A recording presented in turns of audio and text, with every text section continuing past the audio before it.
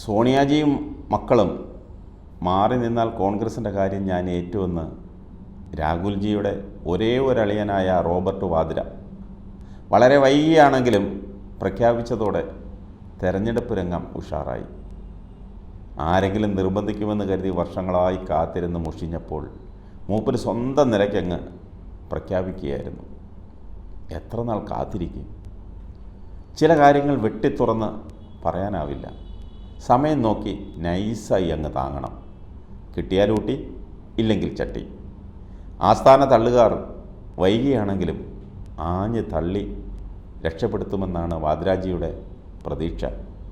കഴിഞ്ഞ തവണ രാഹുൽ അളിയൻ നിലംപരിശായ അമേഠി മണ്ഡലം കേന്ദ്രമന്ത്രിയായ സ്മൃതി ഇറാനിയിൽ നിന്ന് പിടിച്ചെടുക്കാൻ ഇതല്ലാതെ വേറെ വഴിയില്ലെന്ന് മൂപ്പർ പറയുന്നതിൽ കാര്യമില്ലാതില്ല.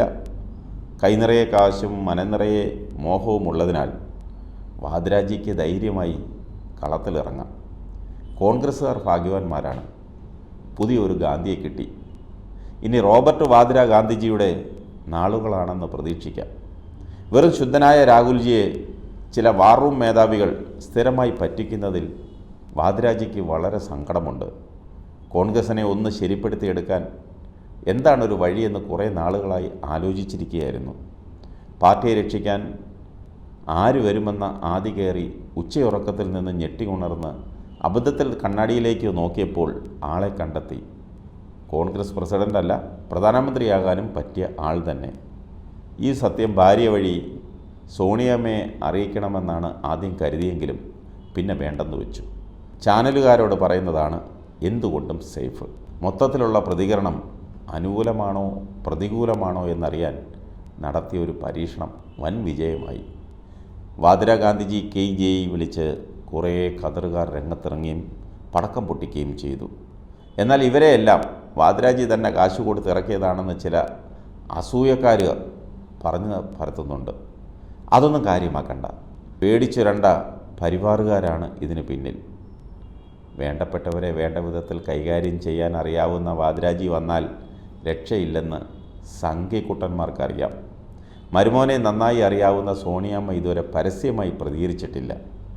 രാജ്യത്തിനും ഗാന്ധി കുടുംബത്തിനും വേണ്ടി വലിയൊരു ത്യാഗം ചെയ്യാൻ സന്നദ്ധത അറിയിച്ച അളിയനെ രാഹുൽജി രഹസ്യമായി അഭിനന്ദിച്ചെങ്കിലും പെങ്ങൾക്ക് അത്ര സൂചിച്ചില്ലെന്നാണ് പുറത്തു വരുന്ന സൂചനകൾ.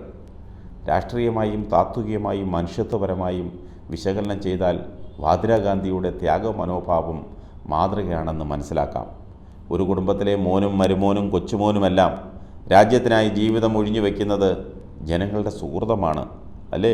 പാകിസ്ഥാൻ മുൻ പ്രധാനമന്ത്രി ബേനസീർ ഭൂട്ടോയുടെ ഭർത്താവ് ആസിഫ് അലി സർദാരിക്ക് അവിടെ പ്രസിഡൻ്റ് ആവാമെങ്കിൽ വാദ്രാജിക്ക് ഇവിടെ വെറും ഒരു സ്ഥാനാർത്ഥിയാകുന്നതിൽ തെറ്റില്ല.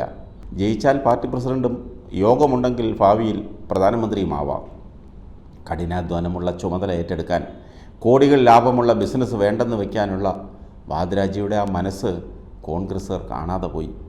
നല്ല മനുഷ്യർ ആദ്യം അവഗണിക്കപ്പെട്ടാലും പിന്നീട് ഡബിൾ സ്ട്രോങ് ആയി തിരിച്ചെത്തും. പതിറ്റാണ്ടുകളായി കോൺഗ്രസിൻ്റെ കുത്തകയായിരുന്ന അമേഠിയിൽ കഴിഞ്ഞ തവണ രാഹുൽ അളിയൻ തോറ്റതിൽ പെങ്ങളൂട്ടിയേക്കാളും സോണിയമ്മയേക്കാളും സങ്കടം വാദ്രാജിക്കുണ്ട്. 2004, 2009, 2014 ലോക്സഭാ തെരഞ്ഞെടുപ്പുകളിൽ രാഹുൽജി വിജയിച്ച മണ്ഡലമായിരുന്നു. ഭാര്യയോടൊപ്പം അമേഠിയിൽ ഒരുപാട് പര്യടനം നടത്തിയിട്ടുള്ള വാദ്രാജി ഒരു കാര്യം മനസ്സിലാക്കിയിരുന്നു. കുടുംബക്കാരേക്കാൾ എല്ലാവർക്കും മരുമോനായ തന്നെയാണ് ഇഷ്ടമെന്ന്. ആ ഇഷ്ടം വോട്ടായാൽ ഒരു കുടുംബവും രാജ്യവും രക്ഷപ്പെടും. രാഹുൽ അളിയനെ തോൽപ്പിച്ചു വന്ന വലിയ തെറ്റ് തിരുത്താൻ അമേഠിയിലെ ജനങ്ങൾക്ക് അവസരം നൽകണമെന്നും അവിടെ താൻ മത്സരിക്കുമെന്നും വാദ്രാജി പറഞ്ഞതിനോട് കേരളത്തിലെ ചില കോൺഗ്രസ്സുകാർ പ്രതികരിച്ചിട്ടില്ല. പവർ അറിഞ്ഞേ ബുദ്ധിയുള്ള മലയാളികൾ പ്രതികരിക്കൂ. കക്ഷിയുടെ മനസ്സിലിരിപ്പ് പുറത്തു വന്ന സ്ഥിതിക്ക് കോൺഗ്രസിൽ വാദ്ര ഗ്രൂപ്പ് രൂപം കൊള്ളാൻ സാധ്യതയുണ്ടെന്ന് ചില സീനിയർ ഖദറുകാർ രഹസ്യമായി പങ്കുവയ്ക്കുന്നു. പണവും പവറുമുള്ള ഗ്രൂപ്പാണെങ്കിൽ കൂട്ടച്ചാട്ടം പ്രതീക്ഷിക്കാം. അക്കാര്യത്തിലാണ് വാദ്രാജിയുടെ ആവേശവും സോണിയാമ്മയുടെ ആശങ്കയും. വാദ്രാജിയുടെയും പ്രിയങ്ക ഗാന്ധിയുടെയും മോൻ റെയ്ഹാനും വളരെ മിടുക്കനാണെന്ന് കോൺഗ്രസ്സുകാരും ആസ്ഥാന ജ്യോത്സ്യന്മാരും വളരെ നേരത്തെ കണ്ടെത്തിയിട്ടുണ്ട്. ക്രിക്കറ്റിൽ ഓൾറൗണ്ടറായ പയ്യൻസ് ഒരുപാട് സ്റ്റമ്പുകൾ എറിഞ്ഞു വീഴ്ത്തുകയും സിക്സറുകൾ അടിക്കുകയും ചെയ്തിട്ടുണ്ട്. എതിരാളികളെ വീഴ്ത്താനും ലക്ഷ്യങ്ങൾ നേടാനുമുള്ള മിടുക്കാണ് ഇതിലൂടെ വെളിവാകുന്നതെന്ന് ജ്യോതിഷികൾ പ്രവചിക്കുന്നു. ഇതിനെല്ലാം പുറമെ നല്ലൊരു ഫോട്ടോഗ്രാഫറുമാണ്. പടമെടുക്കാനുള്ള ടെക്നിക്കുകൾ കടുവകൾ നിറഞ്ഞ ഒരു കാട്ടിൽ കൊണ്ടുപോയി അമ്മയാണ് പഠിപ്പിച്ചത്.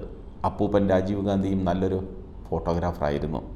കോൺഗ്രസ് തളരുമെന്നും തകരുമെന്നും കരുതുന്ന സംഘികളും സഖാക്കളും ഇതൊക്കെ അറിഞ്ഞിരിക്കുന്നത് നല്ലതാണ്.